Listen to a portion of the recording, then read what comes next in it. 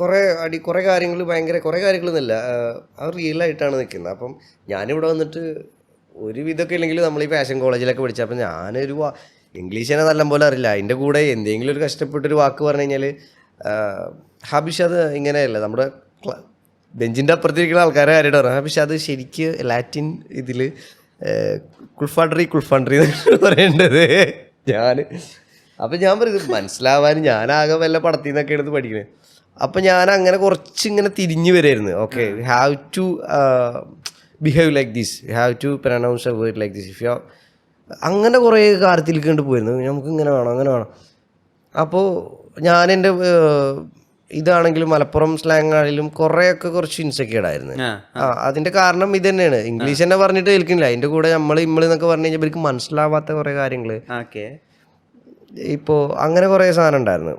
ഇപ്പോൾ എനിക്ക് തോന്നുന്നത് ബന്ധാന എഴുതുമ്പോഴും അതിൻ്റെ മുന്നേ ഞാൻ ഇപ്പോൾ ബന്ധാന എഴുതുകയാണെന്നുണ്ടെങ്കിൽ ഇപ്പോൾ ഒരു പക്ഷേ ഞാൻ അതേപോലെ കുറേ പേരെ കണ്ടു എഴുതാണ് കുടിക്കുന്ന കഞ്ഞിക്ക് വക ഇല്ലാണ്ട് ആണെങ്കിൽ എന്നൊക്കെ പറഞ്ഞിട്ട് കറക്റ്റ് ചെയ്തു.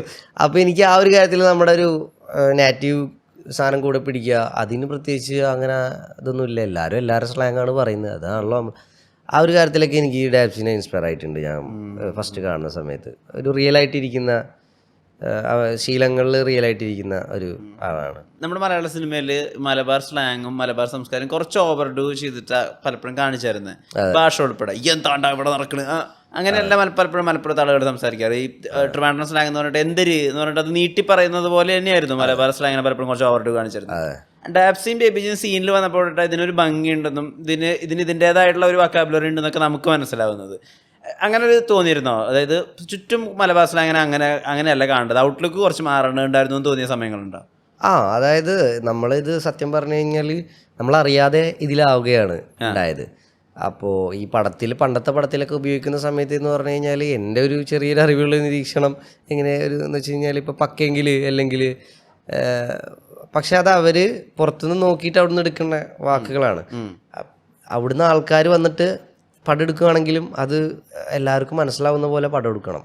കാരണം പടമാണ് എടുക്കുന്നത്. അത് 10,000 അല്ലെങ്കിൽ 10,000 ആൾക്കാർ അടങ്ങിയിട്ടുള്ളൊരു പ്രൊജക്റ്റാണ്. അപ്പോൾ എൻ്റെ ഒരു സ്വയം ഇഷ്ടം എനിക്കൊരു പടത്തിൽ കൊണ്ടുവരുന്നതിൽ ലിമിറ്റേഷൻസ് ഉണ്ട്. ഇപ്പോൾ ഈവൻ ഒരു നാട്ടിലത്തെ ഒതുങ്ങിക്കൂടിയ പടമാണെങ്കിലും കുറേയൊക്കെ സ്ക്രിപ്റ്റിലൊക്കെ മാറ്റും. ഇത് മനസ്സിലാവൂടാ എന്ന് ചോദിക്കാനൊരു 10 ആൾക്കാരെങ്കിലും ഉണ്ടാവൂലേ. നമ്മളടുത്ത് അങ്ങനെ ചോദിക്കാൻ ആരുമില്ലല്ലോ. അപ്പം എനിക്കിങ്ങനെ കുറേ ഞാൻ ആൾക്കാരെ കണ്ടു, ഡാപ്സിനെ കണ്ടു, മലപ്പുറം സൈഡിൽ നിന്ന്, അതേപോലെ നമ്മുടെ നിഷാം എന്ന് പറഞ്ഞ ഫ്രണ്ട് ഉണ്ട്. അപ്പോൾ അവരൊക്കെ എന്ന് വെച്ച് കഴിഞ്ഞാൽ എവിടെയാണെങ്കിലും ഒരു സ്ലാങ്ങിൽ നിൽക്കുന്നുണ്ട്. അതായത് നോർമലായിട്ട് സംസാരിക്കുന്നുണ്ട്.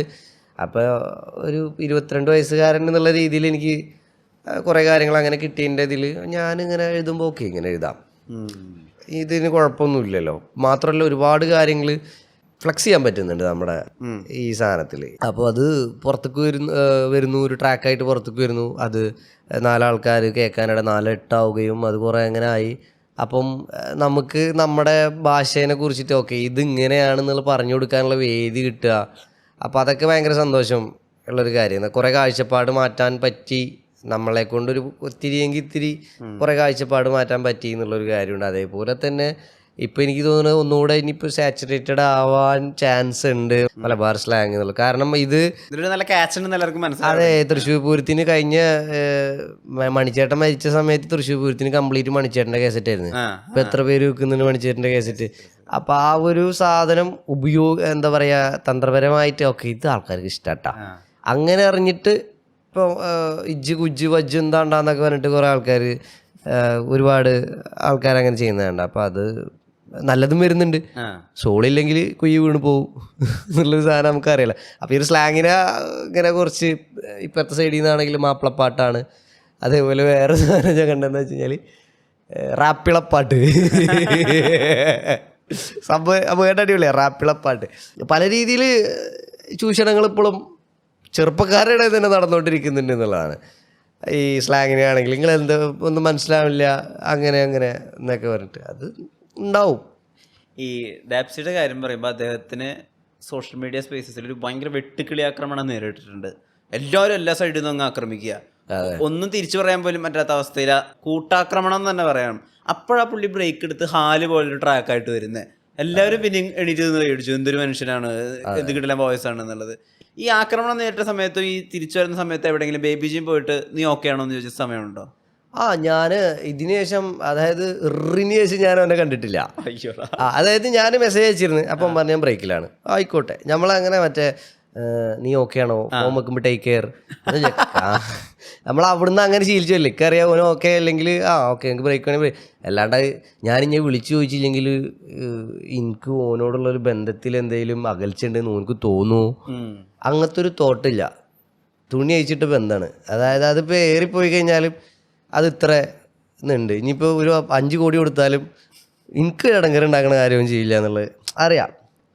അപ്പോൾ ആ ഒരു ഇതുകൊണ്ട് നമ്മൾ ഇങ്ങനെ മെസ്സേജ്, അപ്പോൾ കുറച്ച് സമയം വേണം പറഞ്ഞ്, ആയിക്കോട്ടെ കുഴപ്പമില്ല, അവൻ്റെ ബൈക്ക് ആയിക്കോട്ടെ. ഇത് പിന്നെ എന്താ വെച്ച് കഴിഞ്ഞാൽ ഇത് കുറപ്പായിരുന്നു കുഴി ചെന്ന് ചാടുന്നുള്ളത്. കാരണം എന്താണെന്ന് വെച്ച് കഴിഞ്ഞാൽ കുഴി ചെന്ന് ചാടണമല്ല, ഇത് കുറേ കുഴി ഉണ്ടാവും അതിൽ എളുപ്പം. കാരണം ഇപ്പം ഭയങ്കര, ഞാൻ പറഞ്ഞില്ല, ഭയങ്കര റിയൽ ആയിട്ടുള്ളൊരു മനുഷ്യനാണ്. കുറേ കാര്യങ്ങൾ അന്ധമായിട്ട് വിശ്വസിക്കുകയും അപ്പോൾ കുറേ ആൾക്കാർ അന്ധമായിട്ട് വിശ്വസിക്കുകയും ചെയ്യുന്ന ഒരാളാണ്. അപ്പോൾ ആ ഒരു കാര്യം അതിൻ്റെ കൂടെ ഭയങ്കര മാസം ഓഡിയൻസായി. വെറുതെ ഒരു റീല് കണ്ടിട്ട് ഫോളോ ചെയ്യണവരായി, വെറുതെ ഒരു റീല് കണ്ടിട്ട് ജഡ്ജ് ചെയ്യണവരായി. അവൻ ചെയ്ത മുന്നത്തെ ട്രാക്ക് എന്താണ്, അവൻ്റെ കോർ എന്താണ് ഒന്നും അറിയാത്ത ഡാപ്സി, ഇലുമിനാണ്ടി ഡാപ്സി. ഈ ഇലുമിനാണ്ടി ഡാപ്സി അറിയണവരാണ് പ്രശ്നം. ഇവനെ വേണ്ട രീതിയിൽ ഉപയോഗിക്കില്ല. അതായത് ഇപ്പോൾ ഒരു കോൺസേർട്ടിനാണെന്നുണ്ടെങ്കിലും റാപ്പ് എന്നുള്ളൊരു കൾച്ചറെ എന്താണോ അതെല്ലാം ഇപ്പോൾ സത്യം പറഞ്ഞു കഴിഞ്ഞാൽ ഇപ്പം നമ്മുടെ അതിൻ്റെ ഒക്കെ ഒരു മിക്സ്ഡ് പരിപാടിയാണ് ഇപ്പോൾ നടന്നുകൊണ്ടിരിക്കുന്നത്. റാപ്പ് എന്ന് പറഞ്ഞ സാധനം ഒരു കോൺസേർട്ട് അല്ലെങ്കിൽ ഞാൻ അവിടെ വാണബി അല്ലെങ്കിൽ ഫോളോ ചെയ്യണം എന്നല്ല പറഞ്ഞത്, അതിൻ്റെ ഒരു ശരാശരി സൈഡ് ഉണ്ട്. അപ്പം അതിൽ നിന്ന് പല രീതിയിൽ ഓഡിയൻസ് മാറിപ്പോവുകയും അതിന് ജഡ്ജ് ചെയ്യപ്പെടുകയും അതിൻ്റെ ഒരു ഭാഗമായിട്ട് കുറേ കാര്യങ്ങൾ സംഭവിച്ചുകൊണ്ടിരിക്കുകയും നടന്നുകൊണ്ടിരിക്കുന്ന ഒരു സമയമാണിത്. അപ്പം അതൊക്കെ ഇങ്ങനെ കൊണ്ടും കൊടുത്തും കിട്ടിയും ആൾക്കാർ പല രീതിക്ക് അങ്ങനെ മാറി വരും. ഇതെന്താണെന്ന് വെച്ച് കഴിഞ്ഞാൽ ഈ ഒരു കണ്ടൻറ്റ് ഇപ്പോൾ നമ്മൾ എഴുതുന്ന സമയത്തും ഇറക്കുന്ന സമയത്തും ഇപ്പോൾ തിരുമാലയാണെങ്കിലും ഫെജു ആണെങ്കിലും നമ്മുടെ സ്ട്രീറ്റ് അക്കാഡമിക്സ് ആണെങ്കിലും ഇത് നമുക്കുള്ള ഇപ്പോൾ അറ്റ്ലീസ്റ്റ് ഞാൻ വന്ന് എനിക്കിവിടെ റെക്കോർഡിങ് സ്റ്റുഡിയോ ഉണ്ട്, ബീറ്റ് പ്രൊഡ്യൂസേഴ്സ് ഉണ്ട്, കുറച്ച് കണ്ണിൽ കാണുന്ന ആൾക്കാരുണ്ട്. ഇത് ഹൈപ്പ് ഈ സാധനം ഇവിടെ ആയിട്ടില്ലെങ്കിൽ പോലും പരിപാടി ഇവിടെ ഉണ്ട്. ഇവർ ചെയ്യുന്ന സമയത്ത് എന്ന് പറഞ്ഞു കഴിഞ്ഞാൽ വളരെ വിരളമാണ് ഈ സാധനങ്ങൾ. അപ്പം അതിൻ്റെ ഇടയിൽ ഒന്നുമില്ല. സ്റ്റിൽ ദ സെക്സിയസ്റ്റ് പാർട്ടീസ് അവരിപ്പോഴും ഭയങ്കര കൺസിസ്റ്റൻ്റ് ആയിട്ട് നിൽക്കുന്നുള്ളതാണ്. Not easy. ഇനിയും കുറേ കാര്യങ്ങൾ എന്താ പറയുക ആൾക്കാർ മനസ്സിലാക്കാനുണ്ട്, അത് ഞാനും പഠിക്കാനുണ്ട് എന്നുള്ളൊരു ഇതിലാണ്. ഇപ്പോൾ ഈ വൈറലായി പോകുന്ന സമയത്ത് ഇപ്പോൾ നേരത്തെ പറഞ്ഞത് ഫെജോ ആണെങ്കിലും തിരുമാലയാണെങ്കിലും അവർ എഴുതുന്ന സമയത്ത് നീഷ് ഓഡിയൻസ് ആണ്, നമ്മൾ എഴുതുന്ന സമയത്ത് നീഷ് ഓഡിയൻസ് ആണ്. അപ്പോൾ അതിൻ്റേതായിട്ടുള്ളൊരു ഭംഗി ഉണ്ടായിരുന്നു. ഇപ്പോൾ ഈ പറഞ്ഞ പോലെ റീല് കണ്ടിട്ടും ട്രെൻഡിങ് ആയി കണ്ടിട്ടും വരുന്നില്ല. ഞാൻ അന്ന് പറഞ്ഞിട്ടുണ്ട് കായ് വൈറലായിട്ടുണ്ട്, ഇത് എനിക്ക് കിട്ടാൻ പോകുന്ന ഒരു പണിയിൽ ഒരെണ്ണമായിരിക്കും. കാരണം ആവശ്യമില്ലാത്ത ഓഡിയൻസ് ഒന്ന് കയറും. അപ്പോൾ നമുക്ക് എന്നിട്ട് പറയും ഇതൊക്കെ എന്ത് അമ്പര പാട്ടാണ് പാട്ട്, അവർക്ക് ഗാനമേളയാണ് വേണ്ടത്. അതിന് നമുക്ക് കുറ്റം പറയാൻ പറ്റില്ല. പക്ഷെ ഇതിന് വന്ന് കേൾക്കണം എന്തിനാന്ന് ഞാൻ ചോദിക്കണേ. കാരണം എന്താണെന്ന് വെച്ച് കഴിഞ്ഞാൽ നമ്മൾ ചെറുപ്പത്തിൽ കേട്ട് വളർന്ന പാട്ടുകളാണ് നമുക്ക് ഏറ്റവും ബെസ്റ്റ്. അതെ അല്ലേ? ഇന്ത്യയിൽ കോൾപ്ലേ വന്നു, ഞാൻ നോക്കുമ്പോൾ ഭയങ്കര പരിപാടി.